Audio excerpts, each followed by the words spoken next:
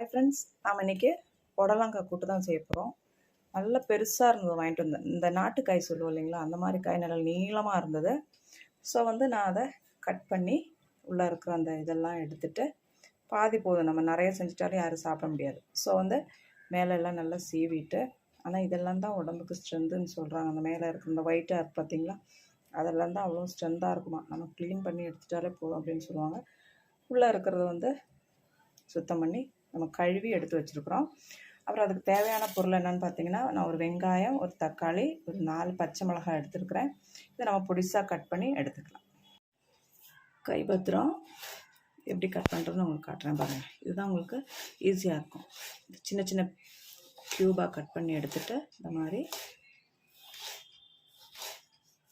கட்டையில் வச்சு அப்புறம்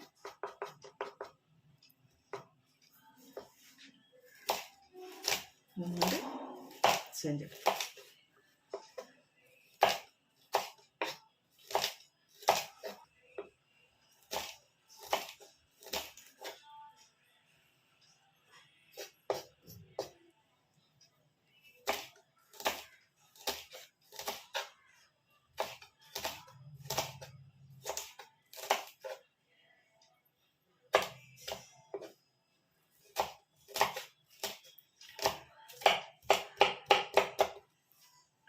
நம்ம கை பத்திரம், கை எப்போவுமே இப்படி பிடிக்கணும். இந்த எந்த பொருளை வச்சுட்டு நம்ம இப்படி பிடிச்சிட்டு இப்படி வெட்டணும். அப்போ கை டேமேஜ் ஆகும். இப்படி வச்சு வெட்டிட்டிங்கன்னா கை போயிடும். இப்படி பிடிச்சி இப்படி வெட்டணும். சரிங்களா? இப்போ நம்ம ஃபுல்லாக கட் பண்ணி வச்சாச்சு. அடுத்து வெங்காயம் தக்காளி கட் பண்ணிக்கலாம். இது பார்த்திங்கன்னா நம்ம ரேஷன் பருப்பு தான், துவரம் பருப்பு. இதை நான் கழுவி சுத்தம் பண்ணி எடுத்து வச்சுருக்கிறேன். அதில் நம்ம இந்த கட் பண்ணி வச்ச புடலங்காயை போட்டுக்கலாம்.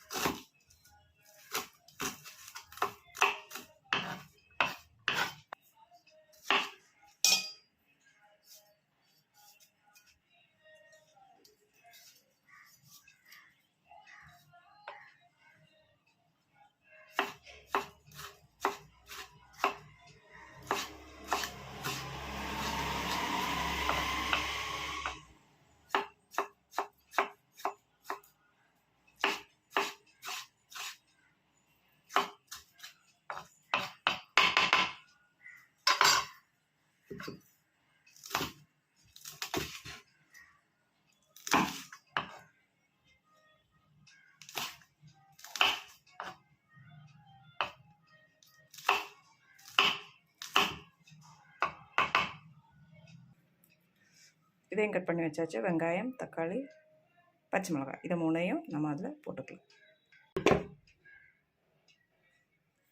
நான் சிறுபருப்பு போடுவேன். சிறுபருப்பு காலி ஆயிடுச்சு. ஸோ அதனால தான் துவரம் பருப்பு போட்டிருக்கிறேன். நீங்கள் சிறுபருப்பில் செஞ்சிங்கன்னா இன்னும் ரொம்பவே டேஸ்ட்டாக இருக்கும். அதில் கொஞ்சமாக சுடு தண்ணி, தேவையான அளவுக்கு நம்ம சுடு தண்ணி ஊற்றிடலாம். ரொம்ப தண்ணி ஊற்ற வேணாம். கொஞ்சமாக பருப்பும் இதுவும் வேகிற அளவுக்கு நம்ம சுடு தண்ணி தான் நான் ஊற்றிருக்கேன். ஊற்றிட்டு நம்ம குக்கர் அடுப்பில் வச்சுட்டு, நம்ம குக்கருங்களை பொறுத்த வரைக்கும் அவங்கவுங்களுக்கு தான் தெரியும். ஒரு விசிலில் வேகுமா, 2 விசிலில் வேகுமா, 3 விசிலில் வேகுமா, இல்லை விசில் அடிக்காமலும் ஒரு சில குக்கர் வேகும். ஸோ நீங்கள் பார்த்துக்கோங்க. அதுக்கேற்ற மாதிரி நல்லா வேகிற அளவுக்கு குக்கரில் வேக வச்சுக்கோங்க. இப்போ நான் குக்கரை அடுப்பில் வச்சுட்டேன், வேகட்டும். பார்த்திங்கன்னா நம்ம தேங்காய் திருவி எடுத்து வச்சுக்கிறோம். 4 அள்ளி பூண்டு, கொஞ்சமாக ஜீரகம், சோம்பு, அப்புறம் கொஞ்சமாக மஞ்சள்தூள். ரொம்ப போட்டுறாதீங்க, கொஞ்சமாக மஞ்சள்தூள். இவ்வளோத்தையும் போட்டு நம்ம கல்லில் அரைச்சா ரொம்ப நல்லாயிருக்கும். டைம் இல்லை அப்படின்றதுனால நான் மிக்சியில் அரைச்சி எடுக்க போகிறேன். ஸோ குறன்னு அரைச்சி எடுத்தாச்சு. இதில் 2 கருவேப்பிலை அப்படியே போட்டு சும்மா அப்படியே ஒரே ஒரு சுத்து அப்படி போட்டு எடுத்துடலாம். குக்கர் நல்லா வெந்துடுச்சு.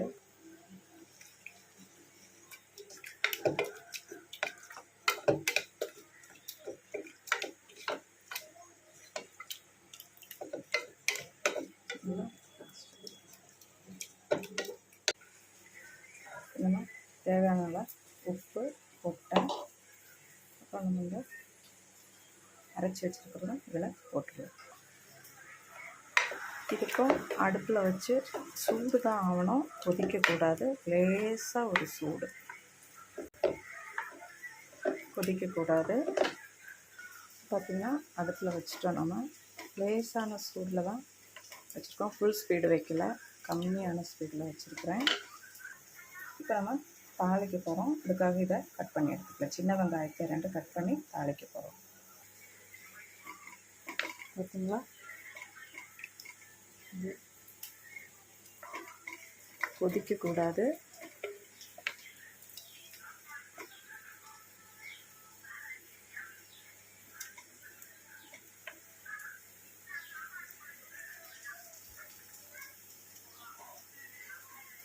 பபிள்ஸ் மாதிரி வரும் பாருங்கள், குட்டி குட்டியாக பபிள்ஸ் இதில் ஆவி மாதிரி பறக்குது பார்த்தீங்களா.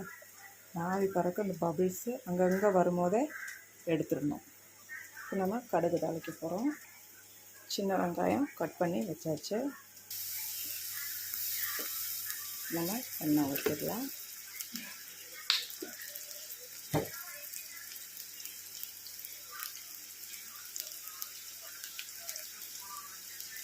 இப்போ கடுகு போட்டுக்கலாம். இப்போ கருவேப்பிலையும் காய்ச்சி மிளகும் போட்டுக்கலாம். கொஞ்சமாக வெந்தயத்தூள் இதில் போட்டுக்கலாம். நம்ம ஸ்டவ்வை ஆஃப் பண்ணியாச்சு. வெந்தயத்தூள் போட்டுட்டு அப்படியே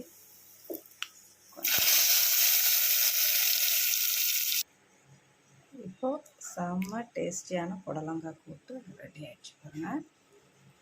சிறுபருப்பு போட்டும் பண்ணிக்கலாம். நம்ம இப்போது ரேஷன் பருப்பு போட்டு தான், நம்ம துவரம் பருப்பு போட்டு தான் நம்ம பண்ணியிருக்கோம். இப்போ கண்டிப்பாக ட்ரை பண்ணி பாருங்கள். ட்ரை பண்ணி பார்த்துட்டு கமெண்டில் சொல்லுங்கள்.